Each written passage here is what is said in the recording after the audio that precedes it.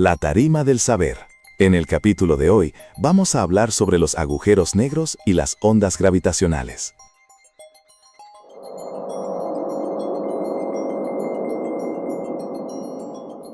Ese es el sonido. El 14 de septiembre de 2015, la ciencia escuchó el universo de una forma completamente nueva.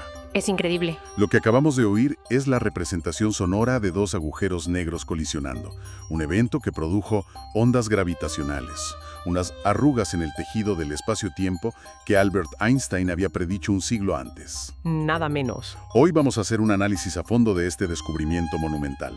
Nuestra misión, con la ayuda de artículos del Observatorio Astronómico Nacional, publicaciones de la NASA y de la Sociedad Astronómica del Pacífico, es entender qué son estas ondas, cómo las imaginó Einstein en un momento personal y mundial, de enorme agitación, y la increíble odisea tecnológica para detectarlas. Y claro, qué nos revelan sobre los agujeros negros. Y es que la importancia de esa detección va mucho más allá de confirmar una de las predicciones más audaces de la relatividad general. Ah, sí. Inauguró una era completamente nueva en la astronomía. O sea, durante siglos hemos observado el universo a través de la luz, ¿no? En distintas longitudes de onda. Claro. Ahora podemos escucharlo a través de la gravedad. Es literalmente abrir una nueva ventana para observar fenómenos que antes eran, completamente invisibles para nosotros. Para entender esa ventana, me parece que tenemos que viajar un poco en el tiempo. Totalmente. Vámonos a Berlín, noviembre de 1915. Albert Einstein tiene 36 años y el mundo está en llamas. No solo se enfrenta al horror de la Primera Guerra Mundial, al belisimo de sus colegas que dedicaban sus institutos a fabricar armas químicas. ¡Qué barbaridad! Sino que también libra sus propias batallas. Una separación personal muy amarga y una competición científica frenética con el gran matemático David Hilbert. Para culminar la teoría, sí. Exacto. Él mismo le escribió a su hijo Hans Albert en una carta: «A menudo estoy tan enfrascado en mi trabajo que me olvido hasta de comer». Es una imagen muy potente de la obsesión de un genio. Totalmente. Y en medio de todo ese caos personal y mundial, culmina su obra maestra. A lo largo de 4 conferencias en la Academia Prusiana, presenta la teoría de la relatividad general. En un mes, ¿no fue? Sí, en apenas un mes.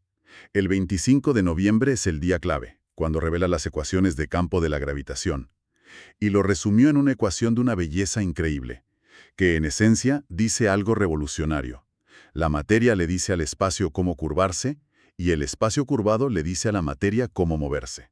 O sea que el espacio-tiempo no es un escenario pasivo donde ocurren las cosas. Para nada, es un actor dinámico en el drama cósmico. La analogía clásica, que a mí la verdad es que me ayuda mucho a visualizarlo, es la de la malla elástica. Como una cama elástica. Sí, es perfecta. Si colocamos una bola de bolos en el centro, la malla se deforma, crea una hondonada. Si luego lanzamos una canica cerca, no seguirá una línea recta, sino que su trayectoria se curvará por esa deformación. Claro, la malla es el espacio-tiempo, la bola de bolos, el Sol, y la canica, un planeta, o incluso un rayo de luz. Una masa deforma el espacio, y esto es crucial, también ralentiza el tiempo a su alrededor. Vale, la analogía es genial. Pero claro, una cosa es tener una idea elegante y otra muy distinta es demostrarla. ¿Cómo se podía poner a prueba una idea tan radical que cambiaba por completo nuestra concepción del universo desde Newton? Esa es la pregunta del millón, claro. No puedes meter el Sol en un laboratorio para ver si curva el espacio. Claro. ¿Y a quién se le ocurrió cómo hacerlo? Pues al propio Einstein, que propuso una prueba observacional. Si la gravedad de un objeto masivo como el Sol realmente curva el espacio-tiempo, entonces la luz de las estrellas lejanas que pasaran muy cerca del Sol debería desviar su trayectoria. El problema es que normalmente la luz del Sol nos ciega. Imposible ver esas estrellas. Ahí está la clave. Y aquí es donde entra en escena el astrónomo británico Sir Arthur Eddington, que vio la oportunidad perfecta, un eclipse total de Sol, el 29 de mayo de 1919. Durante esos minutos de oscuridad, sería posible fotografiar las estrellas cercanas al disco solar y comparar sus posiciones con las que tenían meses antes. Exacto. Se organizaron 2 expediciones, una a Brasil y otra a la isla de Príncipe, en la costa de África, para maximizar las posibilidades. Me imagino la expectación. Era enorme. Era el momento de la verdad para la relatividad. Y los resultados, fueron espectaculares. La luz de las estrellas se había desviado justo la cantidad que la teoría de Einstein predecía. Ni más ni menos. Fue una confirmación rotunda que catapultó a Einstein a la fama mundial. ¿Y esto, más allá de ser fascinante a nivel teórico, tiene alguna aplicación práctica hoy en día o se queda en la astrofísica pura? Pues es fundamental en nuestra vida diaria. El GPS de nuestros móviles no funcionaría sin la relatividad general. No me digas. Sí. Los satélites GPS orbitan la Tierra a gran velocidad y en un campo gravitatorio un poquito más débil que el de la superficie. Ambos efectos hacen que sus relojes atómicos vayan unas pocas millonésimas de segundo más rápido que los nuestros cada día. Parece muy poco. Parece poco, pero sin las correcciones relativistas que se aplican constantemente, el sistema acumularía errores de kilómetros en cuestión de horas. O sea que cada vez que usamos Google Maps le debemos una a Einstein. Básicamente. Bien, ya tenemos la teoría validada. Pero de esa misma teoría se desprendía otra predicción. Aún más extraña, si cabe. Sí. La idea de que si una masa se mueve de forma acelerada, por ejemplo, dos estrellas orbitando una alrededor de la otra, deberían producir ondulaciones en el tejido del espacio-tiempo. Como las olas que se forman al tirar una piedra en un estanque. Esas eran las ondas gravitacionales. Exacto. Pero detectarlas directamente, parecía una tarea de ciencia ficción. Einstein mismo era escéptico sobre la posibilidad de medirlas. La fluctuación que producirían en el espacio al llegar a la Tierra sería una milésima parte del tamaño de un protón. Una milésima de un protón. Es una distorsión inimaginablemente pequeña. Se necesitaba un evento cósmico de una violencia extrema y un detector de una sensibilidad sin precedentes. Antes de llegar a ese detector, que me intriga muchísimo, ¿hubo alguna pista de que esas ondas realmente existían? ¿Alguna prueba indirecta? La hubo, y fue tan sólida que mereció un premio Nobel. En los años 70, los astrónomos Russell Hulse y Joseph Taylor descubrieron un sistema binario de púlsares. Un momento, has dicho púlsar y antes estrella de neutrones. Para que nos hagamos una idea de qué estamos hablando, son los restos superdensos de estrellas muertas. Exactamente.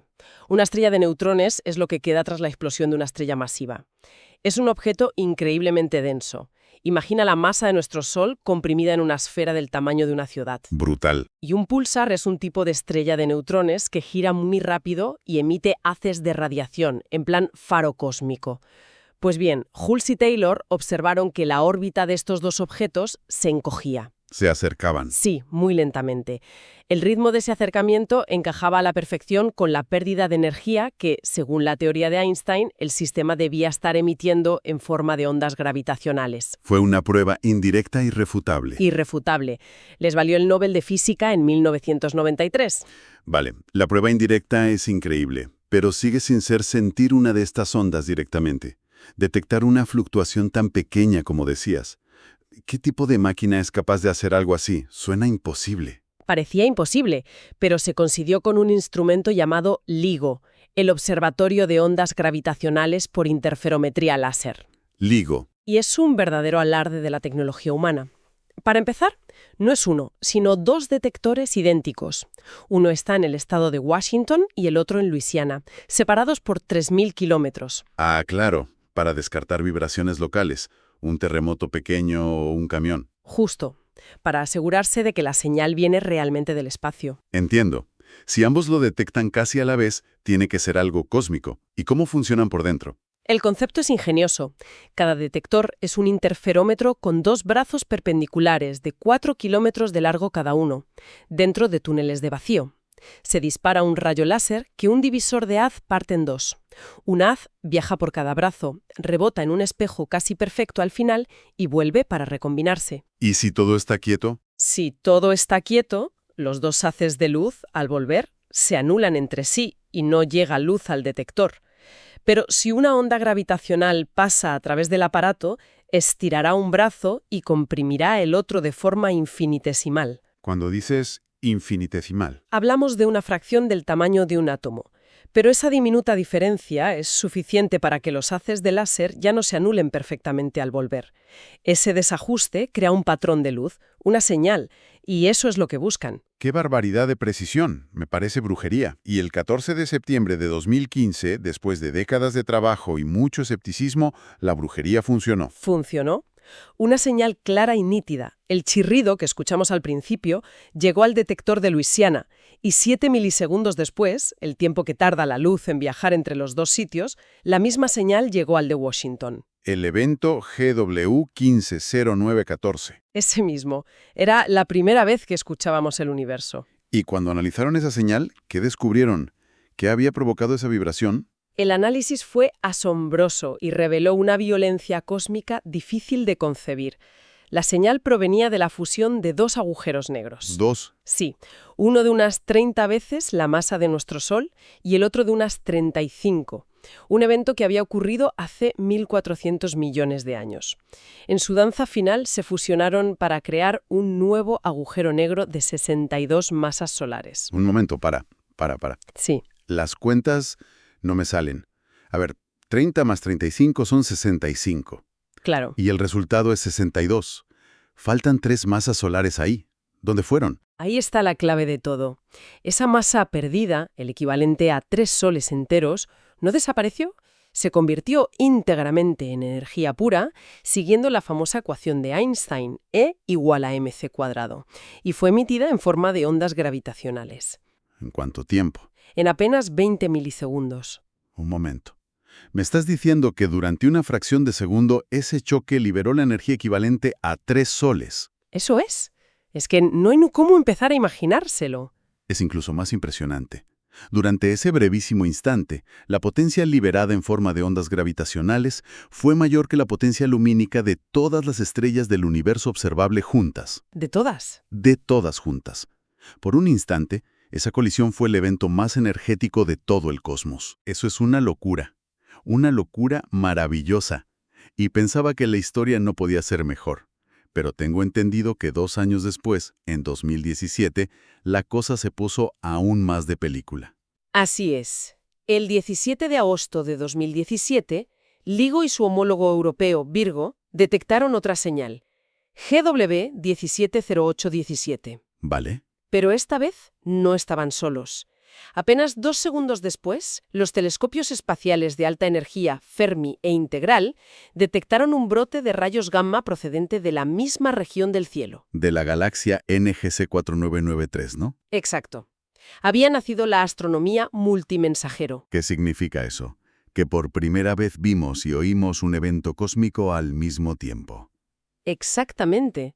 Se lanzó la mayor campaña de observación coordinada de la historia. Telescopios de todo el mundo, en Tierra y en el espacio, apuntaron a esa galaxia y encontraron algo nuevo, un punto de luz que antes no estaba allí. Una explosión que llamaron kilonova. Una kilonova, que es básicamente el destello cegador que se produce cuando chocan 2 de estos objetos ultradensos, ¿no? Perfectamente definido. Esta vez, el origen no era la fusión de 2 agujeros negros, que son invisibles, sino la colisión de 2 estrellas de neutrones. Y el evento fue una mina de oro científica. ¿Por qué? Primero, confirmó que estas colisiones son la fuente de al menos algunos de los misteriosos brotes cortos de rayos gamma. Y segundo, resolvió un enigma cósmico que duraba décadas: el origen de los elementos más pesados que el hierro. Claro, siempre se dice que somos polvo de estrellas porque fabrican carbono, oxígeno. Pero, ¿y el oro, el platino, el uranio? Sabíamos que las estrellas fabrican hasta el hierro. Para crear elementos más pesados se necesitan condiciones mucho más extremas, un entorno con una cantidad de neutrones brutal. Y la colisión de 2 estrellas de neutrones es el escenario perfecto. El análisis de la luz de esa kilonova fue la prueba definitiva. ¿Y qué vieron? El espectro de luz reveló la firma inconfundible de esos elementos pesados recién forjados. O sea, que el oro que vemos en la Tierra proviene de ahí. Se estima que en cada colisión de estrellas de neutrones se crea y se expulsa al espacio una cantidad de oro equivalente a la masa de la Tierra. ¿Como la masa de la Tierra? Sí, lo cual es suficiente para explicar todo el oro que observamos en el universo. Así que sí, las joyas que llevamos están hechas literalmente de los restos de colisiones cataclísmicas de estrellas muertas. Es una conexión poética y asombrosa, y me doy cuenta de que hemos estado hablando de agujeros negros como si nada, pero son los protagonistas. Quizá deberíamos dar un paso atrás. Cuando hablamos de un agujero negro, ¿qué es exactamente? Es una buena pregunta. La idea básica es que un agujero negro es una concentración de materia tan inmensamente densa que su gravedad impide que nada escape una vez se cruza un punto de no retorno. ¿El horizonte de sucesos? Ese es. Ni siquiera la luz puede escapar, de ahí su nombre. Pero no son agujeros en el espacio, ni aspiradoras cósmicas que van devorando todo, ¿verdad?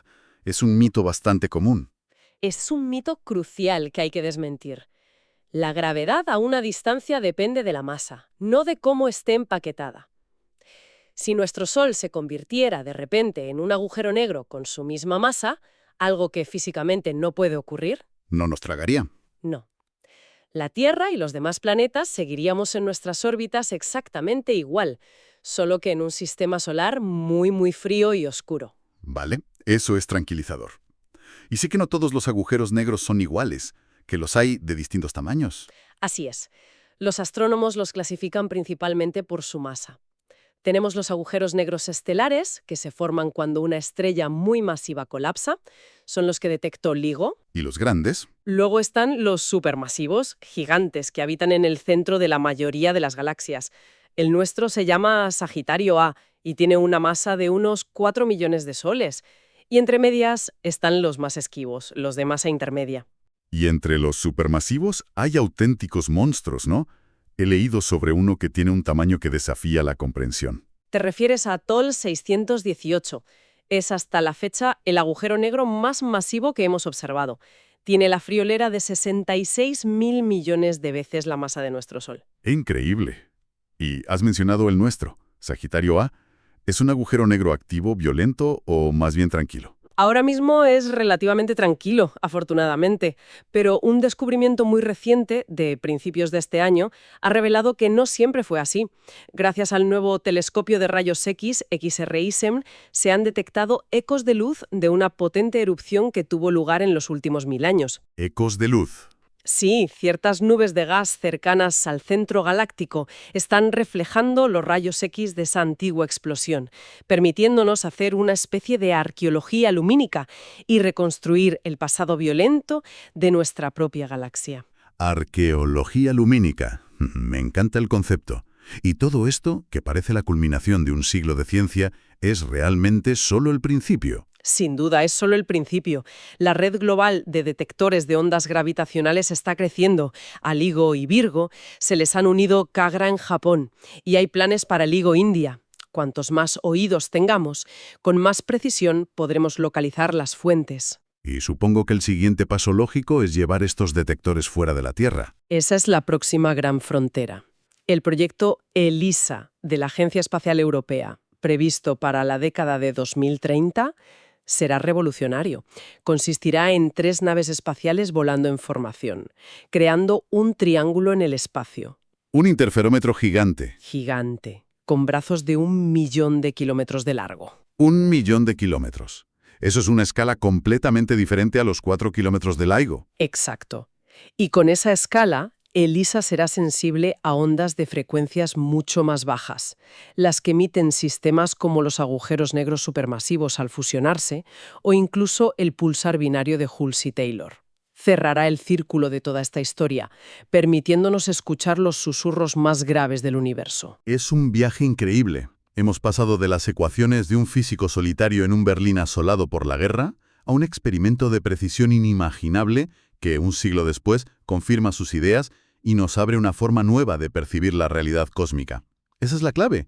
Las ondas gravitacionales nos permiten estudiar fenómenos que eran invisibles para cualquier telescopio, como la danza final de 2 agujeros negros o el interior de una supernova. Nos han abierto un universo que estaba oculto. La necesidad de comprender la naturaleza. Esa curiosidad nos deja con una última reflexión. Estas primeras detecciones ya han resuelto misterios como el origen del oro. Si esto es lo que hemos encontrado nada más empezar a escuchar, ¿qué otros fenómenos, completamente inesperados y que ni siquiera hemos sido capaces de imaginar, podrían estar vibrando en el tejido del espacio-tiempo, esperando a ser descubiertos? Bueno, pues hemos llegado al final del podcast de hoy. Ya sabes, si te ha gustado, dale a like, comenta y suscríbete para no perderte el siguiente episodio de La Tarima del Saber.